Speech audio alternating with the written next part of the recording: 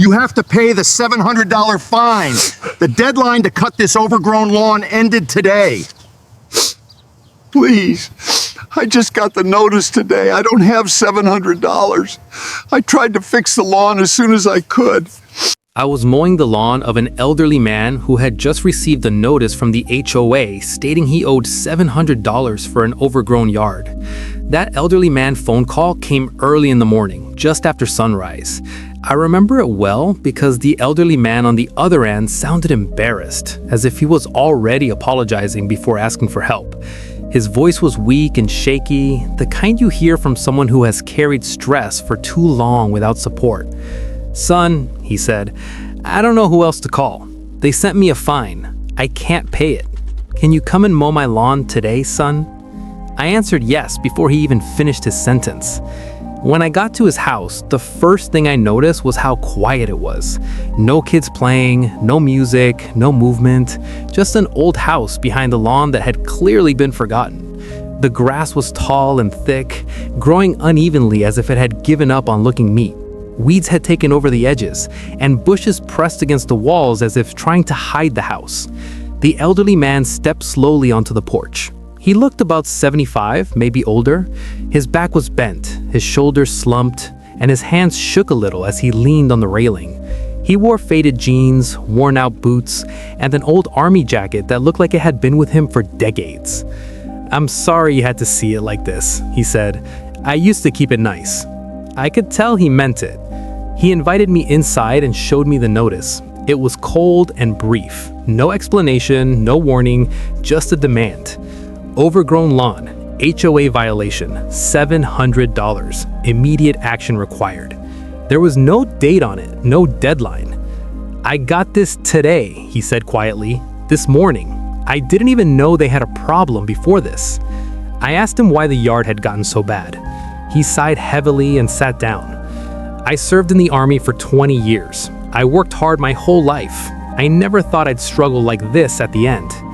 He told me his wife had passed away a few years ago. After that, his health declined. His knees hurt and his breathing worsened. Mowing the lawn became harder until one day he just couldn't do it anymore. He tried to hire help, but money was tight. His pension barely covered food, medicine, and utilities. I didn't mean to break any rules. I just needed time. We didn't talk much after that. We didn't need to. I pulled my mower from the truck, started it, and began cutting through the tall grass. As the mower moved forward, clean lines appeared. The yard slowly began to change.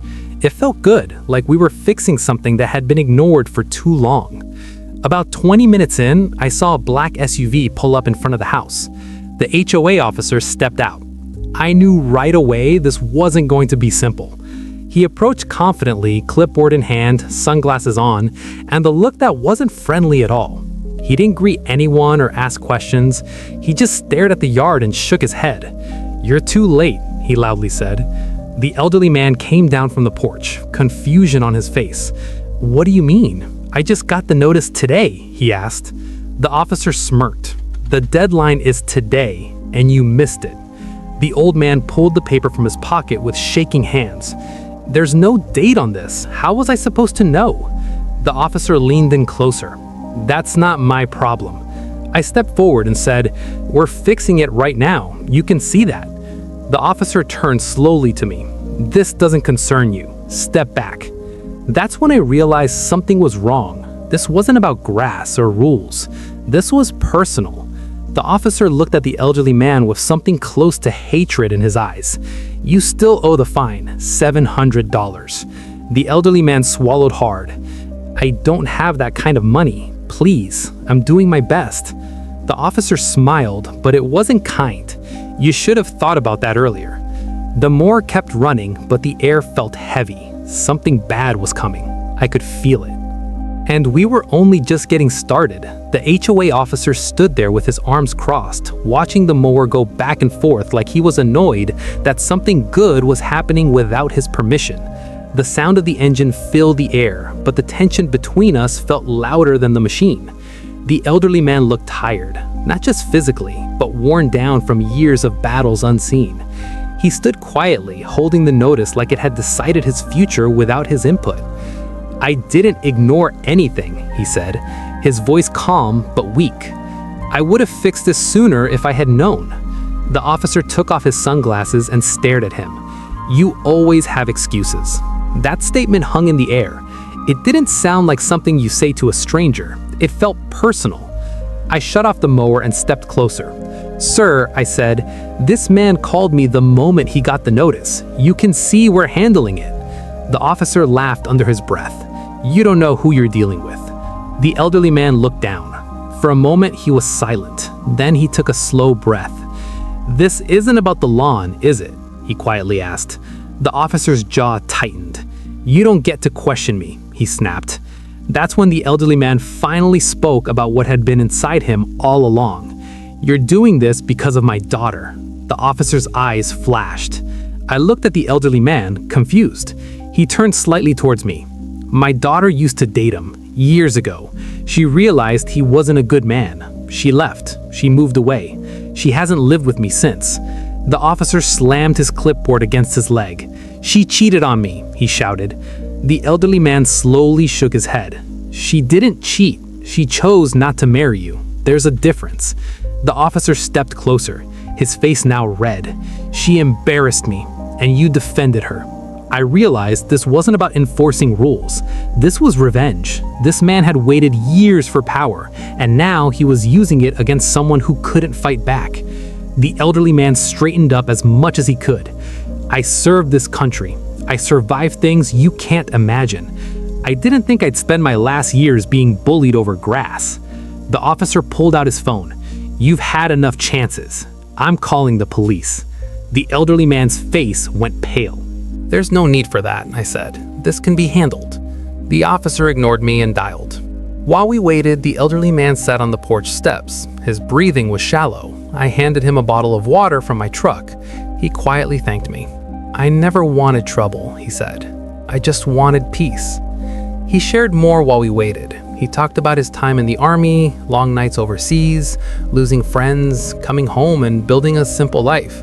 He spoke about raising his daughter alone after her mother passed. She's a good girl, he said. She made a hard choice and I stood by her. I'd do it again. The sound of distant sirens grew closer, not rushed or aggressive. 2 police officers arrived. They were calm, professional, and respectful. They didn't barge in. They walked up and asked questions. The HOA officer immediately started talking, explaining violations, fines, deadlines, and authority. The officers listened. Then they turned to the elderly man. Sir, one said gently, can you tell us your side? The elderly man explained everything. The notice with no date, the fine he couldn't afford, the lawnmower he called right away, his history with the HOA officer, his daughter, and the revenge. The officers exchanged a glance. One of them sighed. He understands, he said, but there's an active complaint. We have to follow procedure. The elderly man nodded slowly. I figured, he said. The officer continued. We just need to sort this out at the station. You're not in trouble. This doesn't mean jail. It just means paperwork. The elderly man looked at the lawn. Half of it still uncut, half wild, half clean. So the yard stays unfinished, he said quietly. For now, the officer replied. They helped him stand. Not roughly, respectfully. They knew this wasn't right, but felt they had no choice. The HOA officer watched with satisfaction. As the police car drove away, the mower sat silent. The grass swayed in the breeze. The yard was frozen halfway between neglect and care. I stood there, angry and helpless, knowing this wasn't over. I understood this story still had more to tell. I remained there for a long time after the police car left. The sound of the engine faded down the street, leaving behind a silence that felt heavier than before. The lawn sat half-finished, one side clean and open, the other still wild and tall, like a clear line was drawn between order and neglect. It felt wrong to leave it that way, but I couldn't do anything.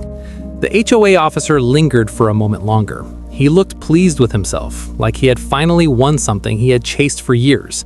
He didn't say another word to me. He just turned, walked back to his SUV, and drove off without looking back at the house. I packed up my equipment slowly. Every movement felt heavy. This wasn't how a lawn job was meant to end. This wasn't about grass anymore. It was about how power could easily hurt someone who didn't have the strength or money to defend themselves. That night, I couldn't stop thinking about the elderly man. I imagined him sitting in the back of that police car, hands folded in his lap, staring out the window, wondering how his life had come to this. A man who had served his country, who had worked his whole life, reduced to a problem that needed to be handled. The next day, I went to the police station. I didn't know if they would let me see him, but I felt I had to try. When I explained who I was and why I was there, the officer at the front desk nodded and made a call. "She's in an interview room," she said. "She's calm, just shaken." When I saw him, he looked smaller somehow. The room was plain, with gray walls, a metal table, and 2 chairs.